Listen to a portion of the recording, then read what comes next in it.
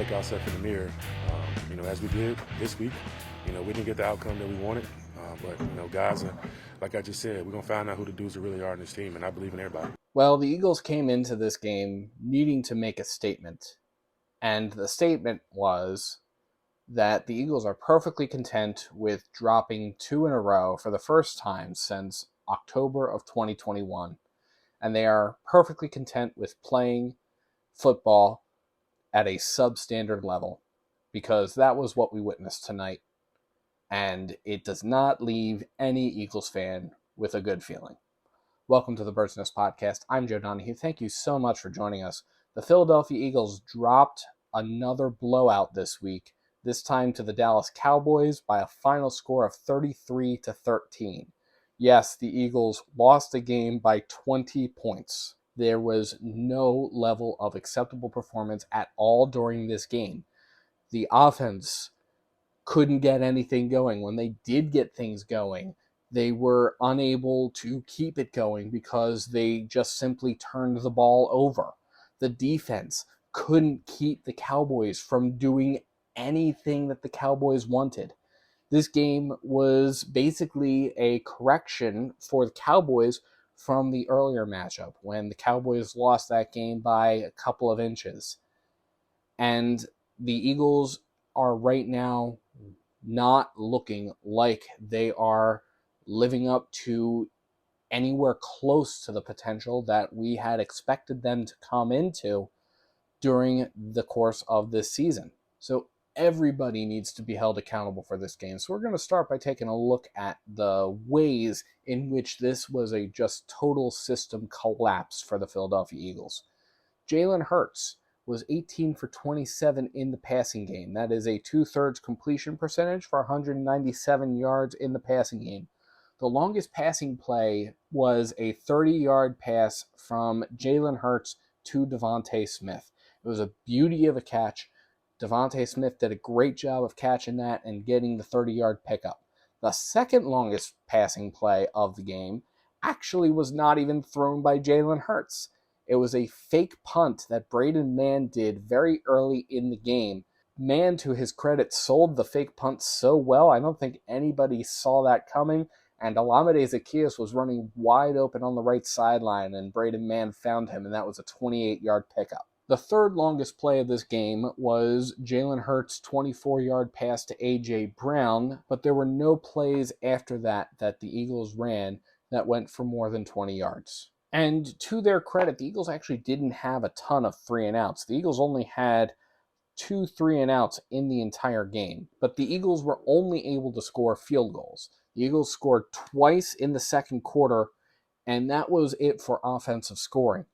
The Eagles' first drive ended in a Jalen Hurts fumble deep in Dallas territory that set up Dallas' second drive of the game, which that drive ended in a 60-yard field goal by their kicker, Brandon Aubrey. The Eagles kicked 2 field goals in the second quarter, and then their drives went fumble, punt, turnover on downs, fumble, end of game. The last time the Eagles failed to score a touchdown was way back in 2017, when the Eagles had the number 1 seed locked up in their ultimate Super Bowl winning playoff run, and they sat the starters in the final game of the season. The Eagles were very much out of this game during the fourth quarter, and while yes, there were opportunities for them to come back, the offense couldn't get anything going, or they couldn't hold on to the ball long enough to be able to capitalize on opportunities that they did have. You cannot go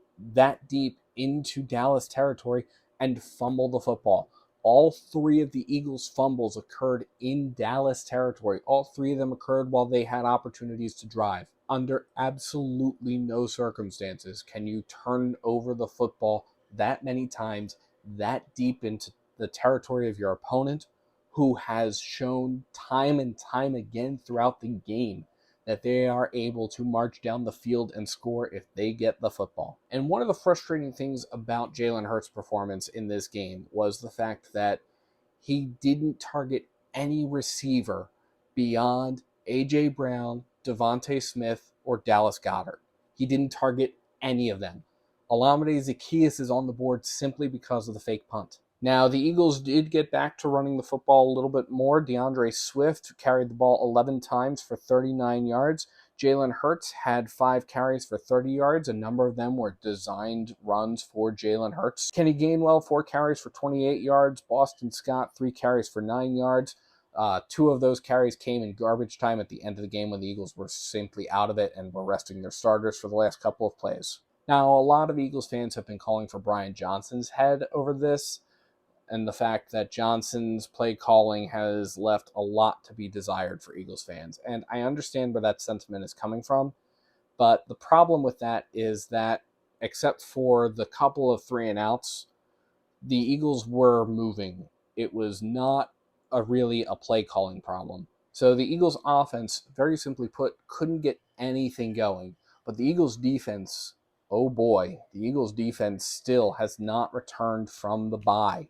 The Eagles defense once again gave up another 100-plus yard rushing game, something I said during our preview episode was not something that the Eagles should expect to give up against a division rival, certainly not for the 4th week in a row. 138 rushing yards was given up by this Eagles defense, 59 of which went to Tony Pollard on 16 carries, and another 46 went to Rico Dowdle, including 1 rushing touchdown. So the Eagles defense, again, did not show up to stop the run, and they once again are probably going to fall in the statistic of average rushing yards per game because they have, very simply put, allowed way too many 100-plus yard rushing games to opponents that really should not be allowed to run all over the Eagles secondary. The Eagles defense also needed to make sure that they were getting off of the field on 3rd downs, and very simply put, the Eagles did not do that.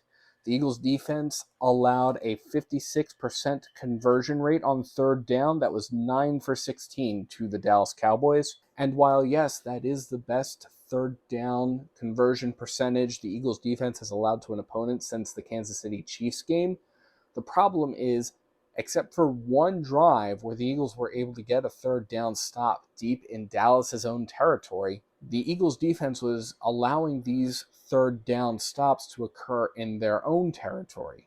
And what wound up happening was the Cowboys were able to send out their rookie kicker, Brandon Aubrey, to drill field goal after field goal after field goal, the first of which being a 60-yard field goal that occurred midway through the first quarter of the game. So when you have a kicker that's able to regularly drill 60-yard field goals, there's no reason why you should be allowing them to get even remotely close to your own territory.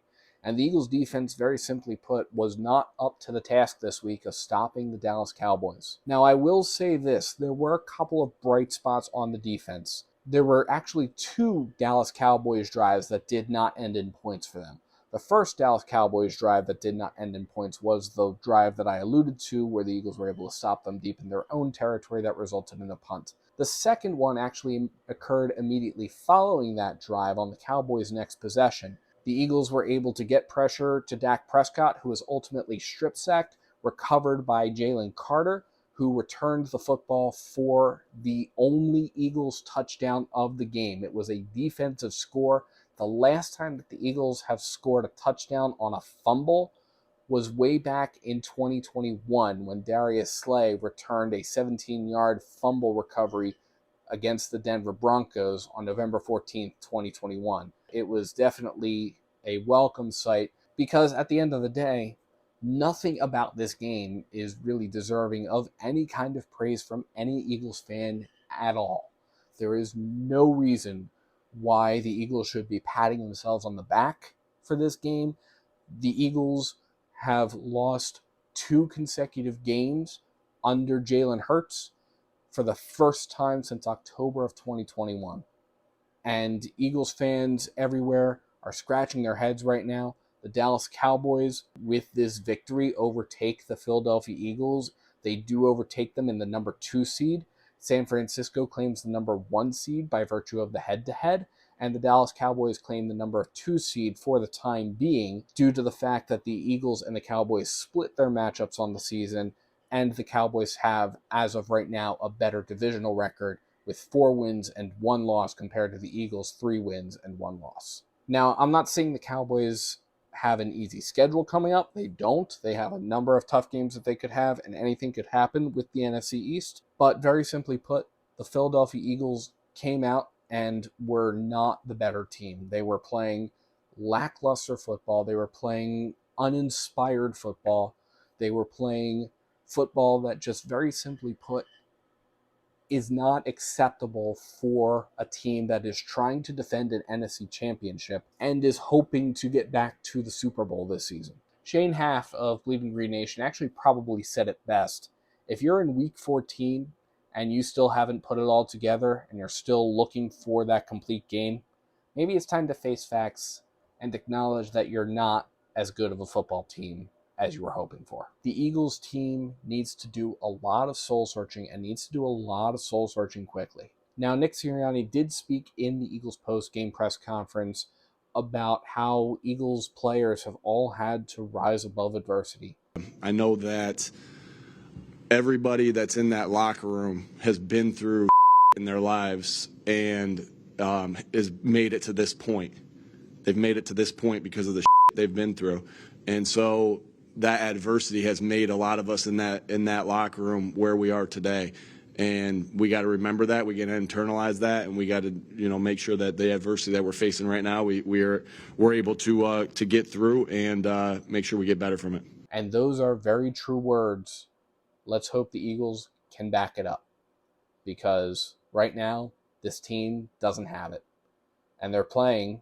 Honestly, they're playing like the Phillies did in their series against the Arizona Diamondbacks, where the Phillies got themselves into a rut and were unable to come out of it. The Eagles right now are in a rut. Let's hope they come out of it sooner rather than later. But as always, let me know what you think in the comments below. What do you think are the biggest areas of concern following this Eagles loss to the Cowboys? What do you think is needed to turn this team around and get it out of the rut? Let me know. And thank you so much to everybody for tuning in to the Bird's Nest Podcast. You can support the Bird's Nest Podcast by liking and subscribing to Bird's Nest Media right here on YouTube, and by sharing to your social media pages. You can also find us on SoundCloud, iTunes, Google Play Music, Amazon Podcasts, and Spotify. Please visit birdsnestmedia.com for additional Eagles coverage. And if you feel so inclined to support us in a different way, you can find the link to our Patreon in the description below or at birdsnestmedia.com. Thank you so much for tuning in, and let's go Eagles.